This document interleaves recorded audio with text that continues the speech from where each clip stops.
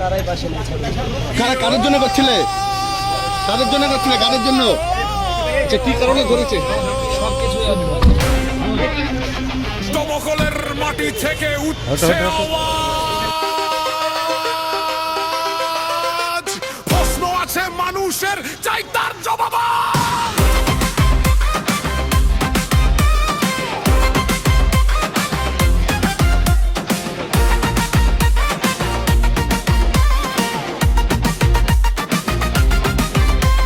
ফেসবুকে পোস্ট, হাতে একটা মাইক, মনের কথা বললে কেন লাগে কারো স্পাইক?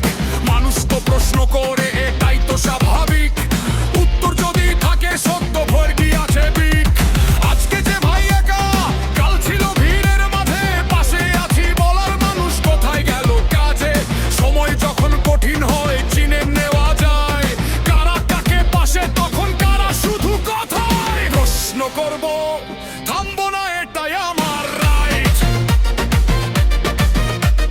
সত্য যদি থাকে সাথে জ্বলবে মনের লাইট। ভয় দেখিয়ে লাভ কি, কথা যাবে ছড়িয়ে। মানুষের কণ্ঠস্বর উঠবে আবার জড়িয়ে। সত্যি কথা বলার জন্য এবং প্রতিবাদ করার জন্য কন্টেন্ট ক্রিয়েটর ফিরোজ আলী গ্রেপ্তার। এই বিষয়ে ক্ষোভ প্রকাশ বিশিষ্ট আইনজীবী ইমতিয়াজ কবিরের। ফিরোজ আলী একজন কন্টেন্ট ক্রিয়েটর, ওর কন্টেন্ট আমিও দেখি। সরকারের সমালোচনা করে ও ভিডিও।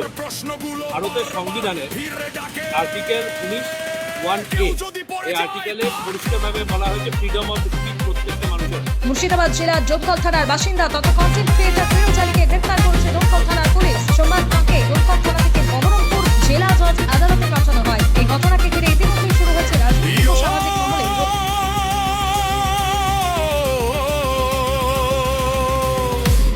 দমকলের রাস্তা থেকে উঠছে একটা সুর। মানুষের প্রশ্ন আছে, শুনুক দূর থেকে দূর। কেউ বলে আগে কথা বলতো ছিল না তেমন বাধা, আজকে কেন প্রশ্ন উঠলেই বাড়ছে এত গাধা? কেউ দেখে সময় বদলায়, বদলায় নিয়ম কানুন। সাধারণ মানুষ খোঁজে শুধু ন্যায়ের সঠিক মানদণ্ড। গতকাল ছিল এক সরকার, আজকে অন্য দল। মানুষ চাই একই অধিকার, এটাই আসল চল। শাস্তি বদলালেই কেন বদলাবে বিচার? এই প্রশ্নটাই ঘুরে ফিরে করে বারবার। প্রশ্ন করব, এটাই আমার অধিকার। প্রফল বলবো, এটাই তো গণতন্ত্রের দ্বার। ভিন্ন মতো থাকতে পারে, এটাই দেশের রীতি। কৌলিক যুক্তি দিয়ে এটাই মানুষের প্রীতি। কেউ বলে যখন অন্যরা ছিল ক্ষমতার আসনে, তখনও বলেছি কথা, দাঁড়িয়েছি নিজের ভাষণে। আজও যদি বলি কিছু শুনে নাও সেই সুর। কথার জবাব কথায় হোক, এটাই হোক ভরপুর।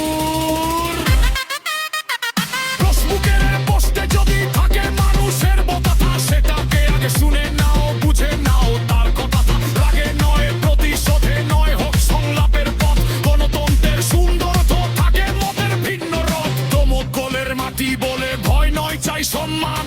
মানুষের কণ্ঠস্বরেই গড়ে ওঠে দেশ ও প্রাণ। গন্ড চেকা দাঁড়িয়ে আছে ঝড়ের মাঝখানে, কাল সে ছিল হাজার মানুষের স্বপ্নের গানে।